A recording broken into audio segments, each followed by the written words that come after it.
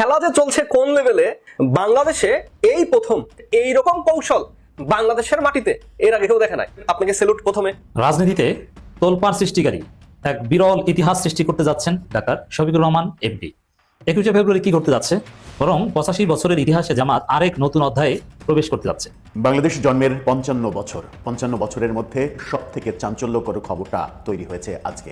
যদি আরও একটু বাড়িয়ে বলি তাহলে মহান ভাষা আন্দোলনের পরে 74 বছরে একটা বড় চাঞ্চল্যকর খবর তৈরি হয়েছে আজকে। তাহলে এত বছরের হিসাব করছে কেন সেই চাঞ্চল্যকর খবরটা? বিএনপি কঠিন মাইন ক্যাসিফাই করে গেছে। কি মাইন ক্যাসিফাই করেছে, কি সমস্যা করেছে বিএনপি, আজকে এই বিষয়ে কথা বলবো। বিএনপি এমন এক সমস্যা করেছে, এটা পারছে না খাইতে, না পারছে ফালাইতে। 5ই আগস্টের পরে সাংবাদিক হত্যা মামলার আসামি শেখ রবিউল, শেখ বংশের লোক, তাকে বানানো হইল গুরুত্বপূর্ণ 3টা মন্ত্রণালয়ের মন্ত্রী, এবং তিনি আইসা এখন আমাদেরকে সবক দিচ্ছেন, শিখাচ্ছেন চাঁদাবাজির নতুন সংজ্ঞা। তিনি চাঁদাবাজির নতুন সংজ্ঞা নির্ধারণ করছে। যে পথে পালিয়েছে আওয়ামী লীগ সে পথে কি পালাবে বিএনপি? এই বাংলাদেশ চাচ্ছি আমরা, এই বাংলাদেশ গড়বো আমরা বিএনপির মাধ্যমে। এই বাংলাদেশ আমরা এনে দিয়েছি 1,500 মায়ের শহীদ সন্তানদের মাধ্যমে। দেশ ছাড়ার সময় বিমানবন্দরে ইমিগ্রেশন পুলিশের কাছে আটক হলেন আইন উপদেষ্টা আসিফ নজরুল। সকালে একটি ফ্লাইটে যাওয়ার জন্য বিমানবন্দরে যান তিনি। ইমিগ্রেশন চেকিং এর সময় তাকে আটক করা হয়। এই জুলাই বিপ্লবকে বিক্রিও করে দিয়েছে এই আসিফ নজরুল, যে কারণে এবার সেই হাজারো কোটি টাকা দুর্নীতি করে, লুটপাট করে, দেশ থেকে বিদেশে পাচার করে এবার সে নিজেও বিদেশে পালিয়ে যাবার পথেই এবার হাতে নাতে বিমানবন্দরে ধরা পড়েছে। অবশেষে ডক্টর ইউনূস বলছেন নির্বাচন সুষ্ঠু হয়নি, তাই পুনরায় নির্বাচন হবে। বাংলাদেশের রাজনীতিতে এক নতুন সংকট দেখা দিয়েছে। রাজনীতিতে তোলপাড় সৃষ্টিকারী এক বিরল ইতিহাস সৃষ্টি করতে যাচ্ছেন মাননীয় বিরোধী দলীয় নেতা, জাতীয় সংসদ সদস্য, আমিরে জামাত, বাংলাদেশ জামাত ইসলামীর আমির ডাক্তার শফিকুর রহমান এমপি। হ্যাঁ, এটা নিয়ে তোলপাড় সৃষ্টি হবে। 21শে ফেব্রুয়ারি কি করতে যাচ্ছে, আপনি বিষয়টা কিভাবে দেখেন মন্তব্য করে জানাবেন, কারণ এটা জামাতের রাজনীতির একটা সিগনিফিকেন্ট প্যারাডাইম শিফট হতে যাচ্ছে। বরং 85 বছরের ইতিহাসে জামাত আরেক নতুন অধ্যায়ে প্রবেশ করতে যাচ্ছে। দর্শক, আমিরে জামাত শহীদ মিনারে যাবেন। এই শহীদ মিনার নিয়ে ইসলামপন্থীদের মধ্যে নানান পারসেপশন রয়েছে, নানান স্কুল অফ থট রয়েছে। নর্মালি শহীদ মিনারকে এদেশের অধিকাংশ ইসলামপন্থীরা মনে করে ওটা একটা শিরকি জায়গা, ওটা বেদাত। বিশেষ করে আহলে হাদিস বা সালাফি প্রচারণার ফলে এই পারসেপশনটা জোরালো, এবং জামাত সহ ইসলামপন্থী নেতারা শহীদ মিনারে অতীতে কখনো যায়নি, যার ফলে এটা এক প্রকার সম্মতি যে না, ওখানে যাওয়াটা এটা সঙ্গত নয়। কিন্তু আমিরে জামাত এবার শহীদ মিনারে যাবেন, প্রধান বিরোধী দলীয় নেতা শহীদ মিনারে যাবেন। এখন শহীদ মিনারে, এরপরে 26শে মার্চ, ডেফিনেটলি 16ই ডিসেম্বর, ডেফিনেটলি আমিরে জামাত স্মৃতিসৌধে যাবেন। স্মৃতিসৌধ, শহীদ মিনার, এগুলোকে ইসলামপন্থীরা নেগেটিভলি দেখে, এবং জামাতের প্র্যাকটিস সেটাকে সম্মান করা। কারণ জামাত কিন্তু সব জায়গায় যায় না, যদিও আমিরে জামাত মতিউর রহমান নিজামী শহীদ মিনার গিয়েছেন, এবং সেটা নিয়ে কিন্তু অনেক সমালোচনা হয়েছে। কারণ এবার কি হতে যাচ্ছে, এটা কিন্তু একটা উত্তেজনাকর বিষয়। সোশ্যাল মিডিয়া, আলেম ওলামাদের সমালোচনা, ফতোয়া কয়েকদিন চলতে থাকবে। তো বিষয়টা কি, আমরা এটা পর্যালোচনা করব ঠান্ডা মাথায়, ধীরে সুস্থে, বাস্তবতা নিয়ে। আমি অনেকদিন যাবত এই বিষয়ে কথা বলে আসি, কিন্তু সেটা একদম আলাদা কোনো টপিক ছিল না, পার্ট অফ অন্য টপিক। কিন্তু এবার ডিটেলস বলবো, একদম স্পষ্ট ক্লিয়ার অবস্থান ক্লারিফাই করবো, ভিভিড অবস্থান। দর্শক, জামাত ইসলামী প্রেস রিলিজ দিয়ে যেটা জানিয়েছে, 20 ফেব্রুয়ারি দ্বিতীয় রমজানের ইফতারের আগ মুহূর্তে জামাতের এই প্রেস রিলিজ, যেটা গণমাধ্যমে এখন পর্যন্ত হয়তো আসেনি, জামাত গণমাধ্যমগুলোতে এই প্রেস রিলিজ জাস্ট পাঠিয়েছে। এটা শতভাগ সঠিক কাজ। এই কাজ আমাদের অনেক আগে করা উচিত ছিল। আমি এটা প্রত্যেক বছর 21শে ফেব্রুয়ারিতে আমার আলোচনা, আমার দর্শক যারা তারা জানেন, না থাকলে গত বছর 21শে ফেব্রুয়ারি আলোচনা সার্চ দিয়ে দেখে নিন। প্রত্যেক বছর বলতাম যে জামাত শুড গো টু শহীদ মিনার। কেন যাবে না, সমস্যাটা কি? এটা অবশ্যই জায়েজ, এটা মুবাহ। শহীদ মিনারে যাওয়া না যাওয়া এগুলো ইবাদতের সাথে সম্পর্কিত কোনো বিষয় নয়, এটা সরই কোনো বিষয় না, এটা দুনিয়াবি একটা বিষয়, এটা মুবাহ, এটা সওয়াব হওয়া না হওয়া এগুলোর কোনো বিষয় না। শহীদ মিনারে কেউ শহীদদেরকে জান্নাতে পাঠিয়ে দিতে যায় না। শহীদদের জন্য সরই ভাবে যেটা করণীয়, এটা জামাত এত বছর করতো, এখনো করবে। যারা শহীদ হয়েছে 52 ভাষা আন্দোলনে, তাদের জন্য দোয়া করতে হবে। তাদের কবর জিয়ারত, ওটা তাদের মাগফিরাতের জন্য না। কবর জিয়ারত এটা আমার ভালোর জন্য। যে কবর জিয়ারত করবে লিতুজাক্কিরাল মাউত, তার মৃত্যুর কথা স্মরণ হবে এই জন্য। কিন্তু কবরে যিনি আছেন তার মঙ্গলের জন্য দোয়া করতে কবরের সামনে যাওয়া লাগবে না, আপনি যেখানে বসে দোয়া করবেন আল্লাহ কবুল করবেন। অতএব সুন্নত হচ্ছে এটা, শহীদদের জন্য দোয়া করা, স্মরণ করা, দোয়া করা, এবং নিজের মৃত্যুর কথা স্মরণ করা। আল্লাহ যেন যাদেরকে আমরা শহীদ বলি প্রকৃতপক্ষে তাদের জন্য শহীদ হিসেবে কবুল করে, এটা হচ্ছে সুন্নত। অতএব সুন্নতের জায়গা, সরই জায়গায় কোনো ইখতিলাফ নেই। শহীদ মিনারে যাওয়া, একটা জায়গায় যাওয়া, এটা শরীয়তের সাথে, ধর্মের সাথে সম্পর্কিত কোনো বিষয় না। রাস্তাঘাটে হাঁটা, সংসদে যাওয়া, পার্কে যাওয়া, যেরকম পেপার পত্রিকা পড়া যেরকম, ওইটা ওরকম। অতএব শহীদ মিনারে যাওয়া না যাওয়া এর সাথে ইবাদতের কোনো সম্পর্ক নেই, সুন্নত বেদাতের কোনো সম্পর্ক নেই, এটা আপনাকে আগে বুঝতে হবে। অতএব ওখানে যে কেউ যেতে পারে। শহীদ মিনারের সামনে থেকে কি আহলে হাদিস আলেমরা যান না? যান। অতএব এটা কোনো ব্যাপার না, ওটা একটা আল্লাহর জমিনের একটা পার্ট, সেখানে যেতেই পারেন, সেখানে যাওয়া 1000 বার কোটি বার যায়। অতএব একটা নতুন অধ্যায়ের সৃষ্টি হতে যাচ্ছে। আশা করি আমিরে জামাতের শহীদ মিনারে যাত্রার মধ্য দিয়ে এই কুসংস্কার বা ভুল ধারণা এটা দূর হবে এবং ইসলামপন্থীরা এই গুরুত্বপূর্ণ জায়গায় অ্যাক্সেস পাবে, এখন থেকে তাদের একটা প্রেজেন্স তৈরি হবে। 5ই আগস্টের পরে সাংবাদিক হত্যা মামলার আসামি শেখ রবিউল শেখ বংশের লোক, তাকে বানানো হইলো গুরুত্বপূর্ণ 3টা মন্ত্রণালয়ের মন্ত্রী এবং তিনি আইসা এখন আমাদেরকে সবক দিচ্ছেন, শিখাচ্ছেন চাঁদাবাজির নতুন সংজ্ঞা। তিনি চাঁদাবাজির নতুন সংজ্ঞা নির্ধারণ করছে যে সমঝোতার ভিত্তিতে যদি চাঁদা নেওয়া হয় তাহলে সেটা চাঁদাবাজি না। চাঁদা যেটা বলা হয় সেভাবে আমি চাঁদা দেখছি এবং আপনারা জেনে থাকবেন এই সমঝোতার ভিত্তিতে একটা ট্রাক যখন সেই ঠাকুরগাঁও থেকে, পঞ্চগড় থেকে, রংপুর থেকে, গাইবান্ধা থেকে ঢাকা শহরে আসে, তখন এই সমঝোতার ভিত্তিতে সেই চাঁদা যে কত জায়গায় দেওয়া লাগে তার কোনো হিসাব নাই। এই সমঝোতার ভিত্তিতে ঢাকা শহরের ফুটপাথগুলো থেকে প্রত্যেকদিন চাঁদা নেওয়া হয়। এই সমঝোতার ভিত্তিতে ঢাকা শহরের কারওয়ান বাজার প্রত্যেকদিন 3 বার করে ভাড়া দেওয়া হয়। এই সমঝোতার ভিত্তিতে ঢাকা শহরের গুলিস্তানের ফুটপাথ দখল হয়ে যায়, রাজপথ দখল হয়ে যায়। এই সমঝোতার ভিত্তিতে যারা দোকানি আছেন তাদের দোকানপাট ভেঙে দেওয়া হয়। এই সমঝোতার ভিত্তিতে এই যে রবিউল সাহেব চাঁদার সংজ্ঞা নির্ধারণ করলেন এবং এর মধ্য দিয়ে তারা চাঁদাবাজদেরকে আরো বেশি প্রমোট করলেন। এবং এই রবিউল সাহেবের হিস্ট্রি খুব একটা ভালো না। ফ্যাসিবাদের জামানায় তিনি খুবই প্রতিবাদী মুখ ছিলেন, কিন্তু 5ই আগস্ট পরবর্তী বাংলাদেশে তিনি প্রথম ব্যক্তি যিনি সাংবাদিক হত্যা মামলার আসামি হয়েছেন। বলা হয়ে থাকে যে গোপন তার যে চাঁদাবাজির যে আস্তানা বা সংবাদ সেটা প্রকাশ করার পরে সেই সাংবাদিকের উপরে ক্ষুব্ধ হয়ে তিনি তাকে হত্যা করেছিলেন। এবং এই ধরনের ঘটনাগুলো আছে এবং তিনি জামিনে আছেন। সেই ব্যক্তিকে, এই ধরনের বিতর্কিত ব্যক্তিকে যাকে এমপির নমিনেশন দেওয়াই উচিত হয়নি, তাকে দেওয়া হয়েছে 3টা মন্ত্রণালয়ের দায়িত্ব। আপনি ইমাজিন করেন, সড়ক পরিবহন সেতু একটা মন্ত্রণালয়, এবার হচ্ছে রেলপথ মন্ত্রণালয় এবং নৌ পরিবহন, 3টা মন্ত্রণালয়ের গুরুত্বপূর্ণ 3টা মন্ত্রণালয়ের দায়িত্ব তাকে দেওয়া হয়েছে। নতুন বাংলাদেশে এই অপকর্ম কোথায় গিয়ে থাকে সেটা দেখার অপেক্ষায়। আমরা থামবো না, আমরা প্রতিবাদ করবো।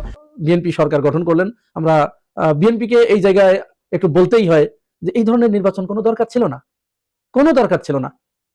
17 বছর মানুষ ভোট দিতে পারে নাই, মানুষের ভোটের আশা আকাঙ্ক্ষার প্রতিফলন ঘটে নাই। আপনারা চাইলেই মানুষের এই আশা আকাঙ্ক্ষা পূরণ করতে পারতেন। এইটার কারণে যেটা হলো, হয়তো ক্ষমতা পেলেন, 5 বছর ক্ষমতার স্বাদ উপভোগ করলেন, কিন্তু কিয়ামত পর্যন্ত এই 2026 সালের নির্বাচন 2008 সালের নির্বাচনের সাথে তুলনীয় হবে।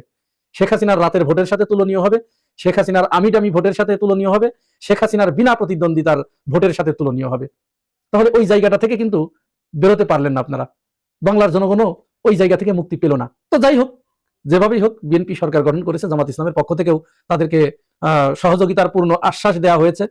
বিরোধী দল হিসেবে জামাত যেটা করতে পারত, হয়তো বিএনপিকে তারা নাজেহাল করতে পারত, বিভিন্ন ভাবে তাদেরকে আন্দোলন সংগ্রাম করে এই নির্বাচনে কারচুপির অভিযোগ এনে তারা আরো কিছু করতে পারত। কিন্তু জামাত ইসলামের পক্ষ থেকে একটি ইতিবাচক অ্যাপ্রোচ করা হয়েছে যে না, আপনারা দেশ চালান, আমরা আপনাদের কাজের সমালোচনা করব।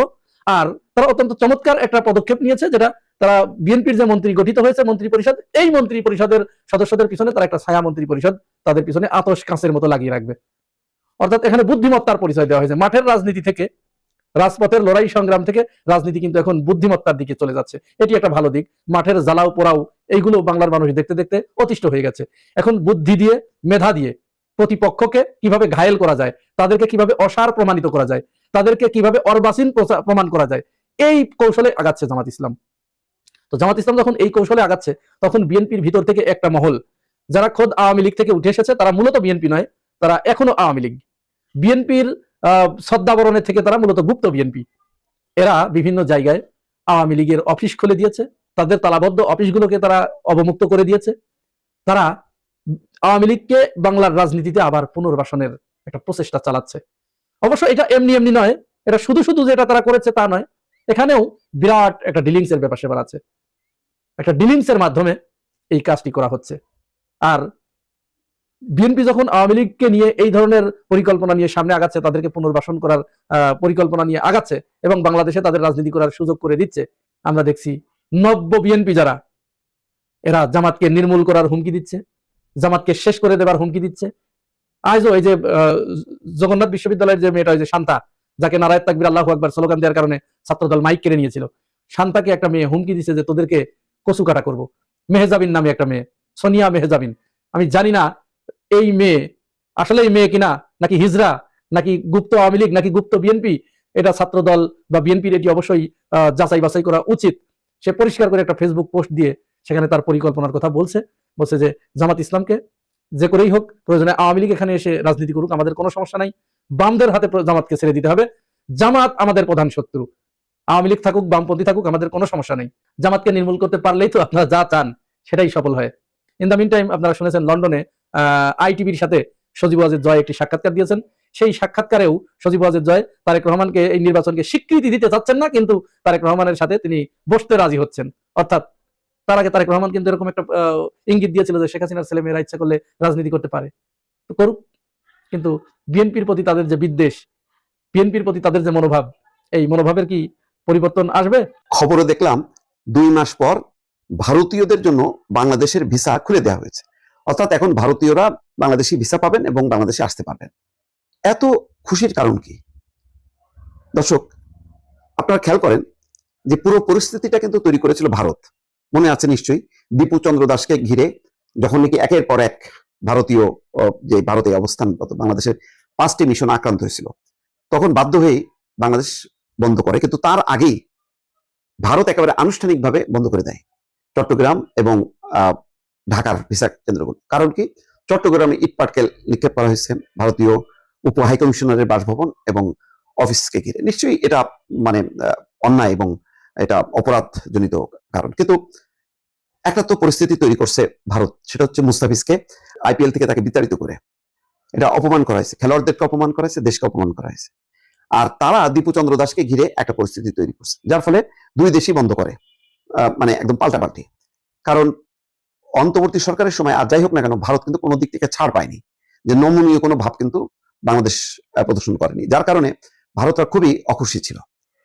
এখন বাংলাদেশে একটা নির্বাচন হয়েছে, সেই নির্বাচনের মধ্য দিয়ে অবশ্যই আমরা প্রত্যাশা করি যে দুই দেশের সম্পর্কটা স্বাভাবিক হোক, দুই দেশের ব্যবসা বাণিজ্য শিক্ষা চিকিৎসা নানান খাতে দুই দেশেরই একটা পার্টিসিপেশন আছে, এবং বিশেষ করে বাংলাদেশের জন্য বেশি প্রয়োজন, কারণ ভারত একটা বড় প্রতিবেশী, নানান কারণে ব্যবসা বাণিজ্য শিক্ষা চিকিৎসা ক্ষেত্রে বাংলাদেশের মানুষ নির্ভর করে। এখন এটাকে পুঁজি করে তারা সেই 5ই আগস্ট, মানে গত বছর 5ই আগস্ট পট পরিবর্তনের পর থেকে তারা নাখোশ, তারা ভিসা আস্তে আস্তে রেস্ট্রিক্ট করে এবং চিকিৎসা সহ একটা কূটনৈতিক ক্ষেত্র ছাড়া বাকিগুলি প্রায় বন্ধ করে দেয়। তারপরে একদম ফাইনালি বন্ধ করে দেয় এই 2 মাস আগে। তো সেখানে ভারত এবার পট পরিবর্তনের পর আশা করা হচ্ছিল যে দুই দেশের সম্পর্ক স্বাভাবিক হবে, এবং মির্জা ফখরুলও বলেছিল যে শেখ হাসিনা দিল্লিতে থাকলেও দুই দেশের সম্পর্ক উন্নয়নের ক্ষেত্রে কোনো বাধা হবে না। তো সেটাও বুঝলাম, কিন্তু সেই ক্ষেত্রে তো ভারতের আগে উদ্যোগ নেওয়ার কথা, কারণ কয়েকদিন ধরে পত্রপত্রিকায় দেখছি যে ভারত খুব শীঘ্রই ভিসা খুলে দেবে এবং যাতায়াত উন্মুক্ত হবে। তো সেটা করার আগে নয়াদিল্লিতে অবস্থানরত বাংলাদেশের যে হাইকমিশন তারা খুলে দিল। তো ভারতের আগে বাংলাদেশের এই স্টেপ নেওয়াটা কি দরকার ছিল, বা এত খুশি হওয়ার কারণটা কি? কারণ এই বাড়াবাড়ি করলে তখন মনে হবে যে এই টোটাল তাহলে এই নির্বাচন বিএনপির ক্ষমতায় আসা এটা বোধহয় ভারতের সাথে কোনো নেগোসিয়েশন হয়েছে। অপপ্রচারকারীরা বা বিরুদ্ধবাদীরা এই কথাগুলো কিন্তু প্রচার করতে থাকবে, ইতিমধ্যে প্রচার করছে না তা না, করছে। তো সেটাকে আরো মানে বাস্তবে উদাহরণ হিসেবে সামনে টেনে আনবে যে ভারত ভিসা উন্মুক্ত করার আগে বাংলাদেশ ভিসা খুলে দিল ভারতীয়দের জন্য। এটা কি ভালো হলো কিনা একটু দর্শক চিন্তা করে দেখবেন। যে পথে পালিয়েছে আওয়ামী লীগ সে পথে কি পালাবে বিএনপি? আজকে ব্রাহ্মণবাড়িয়াতে রুমিন ফারহানার সাথে কি ব্যবহারটা করলো? রাতের নিশীতে যখন সে এমপি ব্রাহ্মণবাড়িয়ার মেয়ে ফুল দিতে গেলেন শহীদ মিনারে, বিএনপির লোকেরা তাকে ধাক্কা ধাক্কি করে এমন ভাবে এবং তাকে গালমন্দ করলেন শহীদ মিনারে ব্রাহ্মণবাড়িয়ায়। একজন নারীর প্রতি এরকম মানে ব্যবহার করাটা লজ্জা পুরুষ জগতের, পুরুষ জাতির জন্য এটা লজ্জার। একজন নারী, সে সংসদ সদস্য নির্বাচিত হয়েছে জনগণের ভোটে, সে কোন দল কোন প্রার্থী কোন মার্কা সেটা তো আমার বিষয় নয়, বিষয় সে জাতীয় সংসদের সদস্য, তার প্রতি আমার সম্মান দেখাতে হবে। অপরদিকে সে একজন নারী রাত গভীরে সে তার কর্মী বাহিনীদেরকে নিয়ে গিয়েছে, তার কর্মীদেরকে দূরে সরিয়ে দিয়ে তার উপরে যেন হুমড়ি খেয়ে পড়ছে বিএনপির অসংখ্য নেতা কর্মীরা তাকে গাদ্দার দালাল এটা সেটা বলার জন্য। এই বাংলাদেশ চাচ্ছি আমরা, এই বাংলাদেশ গর্ব আমরা বিএনপির মাধ্যমে, এই বাংলাদেশ আমরা এনে দিয়েছি 1,500 মায়ের শহীদ সন্তানদের মাধ্যমে। খেলা যে চলছে কোন লেভেলে, নির্বাহী ম্যাজিস্ট্রেট বোরখা পরে বাজার করতে গেলেন, দোকানদার পড়লেন জরিমানার কবলে। বাংলাদেশে এই প্রথম বোরখা পরে কোনো ম্যাজিস্ট্রেট তিনি বাজার করতে গেলেন এবং বাজার মনিটর করে সেই দোকানদারগুলোকে জরিমানার আওতায় নিয়ে এসেছেন। ভাইরে ভাই, নির্বাহী ম্যাজিস্ট্রেট এইরকম কৌশল বাংলাদেশের মাটিতে এর আগে কেউ দেখে নাই। অবশ্যই ভাই ব্রাদার, নির্বাহী ম্যাজিস্ট্রেটের জন্য আপনারা একটা লাইক দিবেন। তার এই অভিনব পথ আমরা অবশ্যই চাই এইভাবে বোরকা পরিধান করেই যেন দোকান বাজার মনিটরিং করা হয়। ভাই ব্রাদার, ঘটনা কোথায় ঘটেছে? নির্বাহী ম্যাজিস্ট্রেট, আপনাকে স্যালুট। প্রথমে রমজান মাস, যারা ব্যবসায়িক আছে তারা তো বাম্পার ফলন, ব্যবসায় লাভ করার জন্য 5 টাকার জিনিস 15 টাকায় বিক্রি করছে। লেবু 25 টাকা পিস, বেগুন 140 টাকা কেজি, মুরগির দাম বেড়ে গেছে, গরু মাংসের দাম বেড়ে গেছে, খাসির মাংসের বদলে এই যে পাঠি বকরি থাকে সেগুলোর মাংস বিক্রি করা হচ্ছে। ঘটনা ঘটেছে কোথায়? আপনারা দেখতে পাচ্ছেন সময় টিভি নিউজে, বোরকা পরে ক্রেতা সেজে বাজারে নির্বাহী ম্যাজিস্ট্রেট করলেন জরিমানা। ও ভাইরে ভাই, আজকের নিউজ, শুক্রবার আজকের নিউজ দেখেন। বোরকা পরে ক্রেতা সেজে বাজারে নির্বাহী ম্যাজিস্ট্রেট করলেন জরিমানা। বলা হচ্ছে পবিত্র রমজান মাসে দ্রব্যমূল্য নিয়ন্ত্রণ রাখতে বোরকা পরে ক্রেতা সেজে বাজারে গিয়েছিলেন এক নির্বাহী ম্যাজিস্ট্রেট। ছদ্মবেশে বাজার ঘুরে নানা অনিয়মের সত্যতা পাওয়ায় বেশ কয়েকটি প্রতিষ্ঠানকে জরিমানাও করেছেন তিনি। আমরা নিউজের পাতায় যেটা দেখতে পাচ্ছি, শুক্রবার আজকের দিন সরকারি ছুটি, 20 ফেব্রুয়ারি সকাল 10টা থেকে বেলা 12:30 পর্যন্ত মাদারীপুরের শিবচর পৌর বাজারে এই ব্যতিক্রমী অভিযান পরিচালনা করা হয়। ভ্রাম্যমাণ আদালতের এই অভিযানের নেতৃত্ব দেন শিবচর উপজেলা সহকারী কমিশনার ভূমি ও নির্বাহী magistrate Shaika Sultana. Salute madam, salute. এইরকম ব্যতিক্রমী অভিযান আমরা চাই।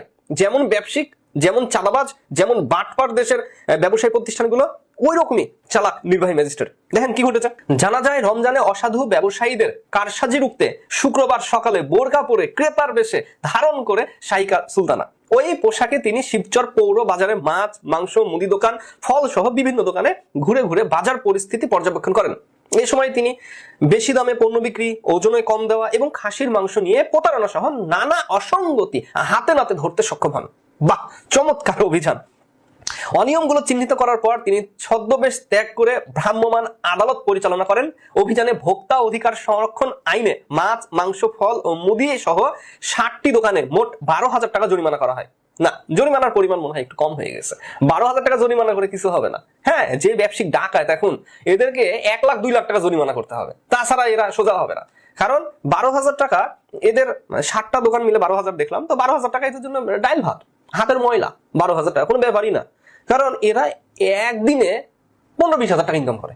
হ্যাঁ, পণ্যের দাম, ধরেন পণ্য কিনে রেখেছে স্টকে, লেবু কিনে রেখেছে স্টকে, খাজুর কিনে রেখেছে স্টকে, সেই খাজুরগুলো বিক্রি করছে উচ্চ দামে। এদেরকে আরো বেশি বেশি করে জরিমানা করতে হবে এবং দেশের নাগরিককে হতে হবে সোচ্চার। দেশের নাগরিককে হতে হবে হিসাবে কড়াকড়ি। আগের মানুষ 5 টাকার হিসাব করতো, 2 টাকার হিসাব করতো। ভাই, ওইভাবে দেশের মানুষকে, যারা নাগরিক আছে, যারা হাট বাজার করতে যায়, তাদেরকে হিসাব করতে হবে। আপনি যদি হিসাব না করতে পারেন, তাহলে যে আপনার কাছ থেকে লুটে পুটে খাবে অসাধু ব্যবসায়ী। ভাই ব্রাদার, প্রথমত নির্বাহী ম্যাজিস্ট্রেট শাইকা সুলতানা ম্যাডাম, আপনাকে স্যালুট। আপনার জন্য দোয়া, আপনার জন্য শুভকামনা। দেশের মানুষ এইরকম অভিনব পন্থায় ব্যবসায়িকদেরকে অভিযান যেন আরো করা হয় সেটাই